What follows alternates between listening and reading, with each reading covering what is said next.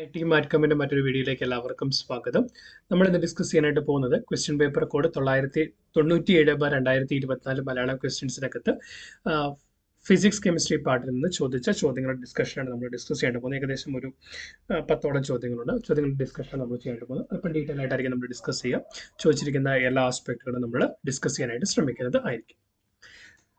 ഒന്നാമത്തെ ചോദ്യം, ഒരു വസ്തുവിൽ അടങ്ങിയിരിക്കുന്ന ദ്രവ്യത്തിന്റെ അളവ്. ദ്രവ്യത്തിന്റെ അളവ് മീൻസ് എത്രത്തോളം മാറ്റർ അതിനകത്തുണ്ട്. ക്വാണ്ടിറ്റി ഓഫ് മാറ്റർ എന്ന് പറയുന്ന മാസ് ആണ്. ക്വാണ്ടിറ്റി ഓഫ് മാറ്റർ എന്ന് പറയുന്ന മാസ് ആണ്.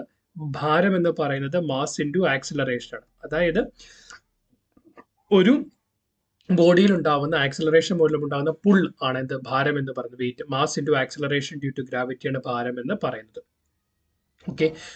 ഓക്കെ ദെൻ പ്രവേഗം എന്ന് പറയുന്നത് ദ്രവ്യത്തിന്റെ അളവല്ല. സോ ഇവിടുത്തെ ആൻസർ എന്ന് പറയുന്നത് ഓപ്ഷൻ ബി മാസ് ആണ്. ഓപ്ഷൻ ബി മാസ് ആണ് ഇവിടുത്തെ ആൻസർ എന്ന് പറയുന്നത്. ക്ലിയർ? ദെൻ എന്താണ് പ്രവേഗം? പ്രവേഗം എന്ന് പറഞ്ഞാൽ വെലോസിറ്റി. വേഗം എന്ന് പറയുന്നത് സ്പീഡ്, പ്രവേഗം എന്ന് പറയുന്നത് വെലോസിറ്റിയാണ്. വെലോസിറ്റി എന്ന് പറയുന്നത് ഡിസ്പ്ലേസ്മെന്റ് ഡിവൈഡഡ് ബൈ ടൈം ആണ്. നെക്സ്റ്റ് വൺ, ദർപ്പണത്തിന്റെ പ്രതിഫലന തലത്തിന്റെ മധ്യബിന്ദു. അതായത് നമ്മളൊരു മിറർ എടുത്താൽ ആ മിററിന്റെ അപ്പർച്ചർ ഉണ്ട്. So this is the aperture of the mirror. അതിന്റെ സെന്റർ, റിഫ്ലക്റ്റിംഗ് സർഫസിന്റെ സെന്റർ എന്ന് പറയുന്നത് this is pole. Okay then ഈ അപ്പർച്ചർ നമ്മൾ ഫില്ല് ചെയ്യുവാണെങ്കിൽ ആ ഫില്ല് ചെയ്യുമ്പോൾ നമുക്ക് കിട്ടുന്ന സെന്റർ പോയിന്റ് ഉണ്ടല്ലോ, ആ സെന്റർ പോയിന്റ് ആണ് നമ്മുടെ എന്താണ് സെന്റർ ഓഫ് കർവേച്ചർ എന്ന് പറയുന്നത്. സെന്റർ ഓഫ് കർവേച്ചർ എന്ന് പറയുന്നത് ദെൻ സെന്റർ ഓഫ് കർവേച്ചറിന് പോൾ വരെയുള്ള ദൂരമാണ് റേഡിയസ് ഓഫ് കർവേച്ചർ എന്ന് പറയുന്നത്. സെന്റർ ഓഫ് കർവേച്ചറിനും റേഡിയസ് ഓഫ് കർവേച്ചറിനും ഇടയിൽ വരുന്ന പോയിന്റ് ആണ് ഫോക്കസ് അഥവാ അക്ഷം, മുഖ്യ അക്ഷം അഥവാ ഫോക്കസ് എന്ന് പറയുന്നത് എഫ് ആണ്. ദെൻ വക്രത ആരം എന്ന് പറയുന്നത് റേഡിയസ് ഓഫ് കർവേച്ചർ ആണ്. ഇതെന്ന് പറയുന്ന അപ്പർച്ചർ ഓഫ് ദ ലെൻസ്, അതിന്റെ സെന്റർ ആയിട്ട് റിഫ്ലക്റ്റീവ് സർഫസിന്റെ സെന്റർ ആയിട്ട് വരുന്ന പോയിന്റ് ആണ് പോൾ എന്ന് പറയുന്നത്. സോ ദർപ്പണത്തിന്റെ പ്രതിഫലന തലത്തിന്റെ മധ്യബിന്ദു എന്ന് പറയുന്ന ഓപ്ഷൻ സി പോൾ ആണ്. നെക്സ്റ്റ് വൺ, ലോഹങ്ങളെ അടിച്ചു പരത്തി കനം കുറഞ്ഞ തകിടുകളാക്കി മാറ്റുന്ന, സോ മെറ്റലിന്റെ ആ ഒരു പ്രോപ്പർട്ടിയെ വിളിക്കുന്ന പേരാണ് മാലിബിലിറ്റി. നേരെ മറിച്ചൊരു തിൻ വയറായിട്ടാണ് മാറ്റുന്നതെങ്കിൽ ആ പ്രോപ്പർട്ടിയെ വിളിക്കുന്ന പേരാണ് ഡക്റ്റിലിറ്റി. ആ പ്രോപ്പർട്ടിയെ വിളിക്കുന്ന പേരാണ് ഡക്റ്റിലിറ്റി എന്ന് പറയുന്നത്. ക്ലിയർ? ദെൻ എന്താണ് ഹീറ്റിനെ കണ്ടക്ട് ചെയ്യാനായിട്ടുള്ള കപ്പാസിറ്റിയാണ് താപചാലകത. The capacity to conduct heat, താപചാലകത എന്ന് പറയുന്നത്. ഓക്കെ നെക്സ്റ്റ് വൺ, 45, സൗരയൂഥത്തിലെ ഏറ്റവും ചെറിയ ഗ്രഹം. സൗരയൂഥത്തിലെ ഏറ്റവും ചെറിയ ഗ്രഹം ബുധനും ഏറ്റവും വലിയ ഗ്രഹം എന്ന് പറയുന്നത് വ്യാഴവുമാണ്. ഓക്കെ ദെൻ ലോഹൈദ്യുതി എന്ന് പറയുന്നത് ഓപ്ഷൻ ബി മനമോളി പറഞ്ഞത്. ലോഹൈദ്യുതി എന്ന് പറയുന്നത് ഇലക്ട്രിസിറ്റിയെ കറണ്ട് കണ്ടക്ട് ചെയ്യാനായിട്ടുള്ള ഒരു മെറ്റാലിന്റെ പ്രോപ്പർട്ടിയാണ് ലോഹൈദ്യുതി എന്ന് പറയുന്നത്. നെക്സ്റ്റ് വൺ, 2023 ഭൗതിക ശാസ്ത്രം ഫിസിക്സിന് നോബൽ പ്രൈസ് ലഭിച്ചത് ഏത് മേഖലയിലെ കണ്ടുപിടുത്തത്തിനാണ്? വൈദ്യുതി, പ്രകാശം, ക്വാണ്ടം തിയറി, അർദ്ധചാലകം. സോ ബേസിക്കലി ലഭിച്ചത് പ്രകാശത്തിനാണ്. കാരണം കണ്ടുപിടുത്തം എന്ന് പറയുന്നത് generation of attosecond pulses, അതായത് ലൈറ്റിന്റെ അറ്റോ സെക്കൻഡ് പൾസസിന്റെ generation, attosecond pulses of ലൈറ്റിന്റെ അറ്റോ സെക്കൻഡ് പൾസസുകൾ ജനറേറ്റ് ചെയ്തതിനാണ് ഈ പറയപ്പെടുന്നത് കിട്ടിയത്, ഫിസിക്സിനുള്ള നോബൽ പ്രൈസ് കിട്ടിയത്. അറ്റോ സെക്കൻഡ് എന്ന് പറഞ്ഞാൽ 10⁻⁻18 സെക്കൻഡ്. അറ്റോ സെക്കൻഡ് എന്ന് പറഞ്ഞാൽ 10⁻⁻18 സെക്കൻഡ്. സോ ഓപ്ഷൻ ബി ആണ് ഇവിടുത്തെ ആൻസർ ആയിട്ട് വരിക.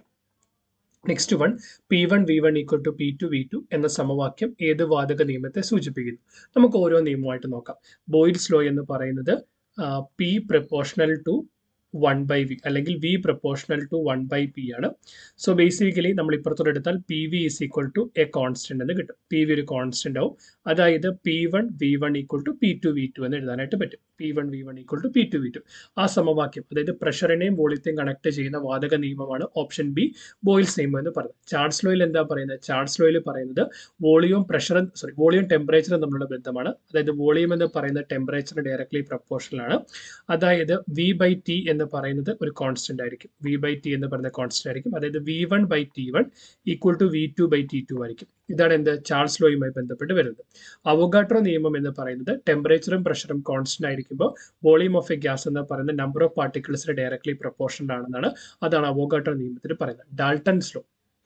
ഡാൾട്ടൺസ് ലോ എന്ന് പറയുന്നത് ഗ്യാസുകളുടെ പാർഷ്യൽ പ്രഷറുമായി ബന്ധപ്പെട്ട ഒരു കാര്യമാണ്. അതായത് ഒരു ഗ്യാസ് സിസ്റ്ററിനകത്ത് 2 ഗ്യാസുകളുണ്ട്, എയും ബിയും എങ്കിൽ അവിടുത്തെ ടോട്ടൽ പ്രഷർ എന്ന് പറയുന്നത് എ മൂലമുള്ള പ്രഷറും ബി മൂലമുള്ള പ്രഷറും കൂടെ കൂട്ടുന്നതായിരിക്കും.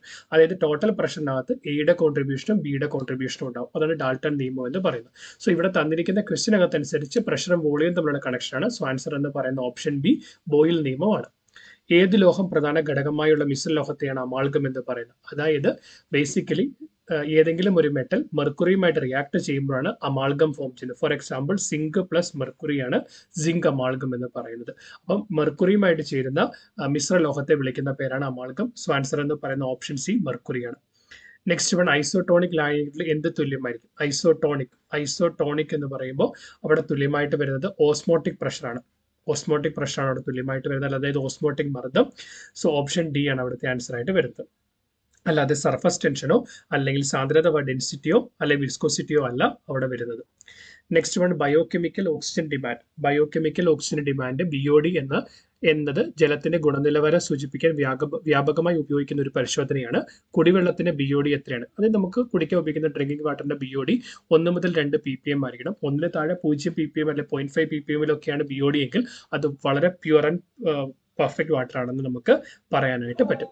ഓക്കെ, സോ ഓപ്ഷൻ എ, 50ന്റെ ആൻസർ ഓപ്ഷൻ എ ആണ് വരിക. ക്ലിയർ? അടുത്ത ചോദ്യം, ബ്ലൂ ബേബി സിൻഡ്രോം എന്ന അവസ്ഥയ്ക്ക് കാരണമായ ലവണം ഏത്? ബ്ലൂ ബേബി സിൻഡ്രോമിന് കാരണമാകുന്ന ലവണം എന്ന് പറയുന്നത് നൈട്രേറ്റ് ആണ്. ഓപ്ഷൻ സി ആണ് ഇവിടുത്തെ ആൻസർ എന്ന് പറയുന്നത്. നൈട്രേറ്റ് ആണ്. ബേസിക്കലി അതെങ്ങനെയാണ് സ്പ്രെഡ് ആവുന്നത്? ബ്ലൂ ബേബി സിൻഡ്രോം എന്ന് പറയുന്നത് നൈട്രേറ്റിന് പ്രസൻസ് ഉള്ള അല്ലെങ്കിൽ വാട്ടർ കണ്ടാമിനേറ്റ് വിത്ത് നൈട്രേറ്റിന് മൂലം കണ്ടാമിനേറ്റ് ആയിരിക്കുന്ന വാട്ടർ വഴിയാണ് ഈ പറയപ്പെടുന്ന ബ്ലൂ ബേബി സിൻഡ്രോം സ്പ്രെഡ് ആവുന്നത്. ക്ലിയർ?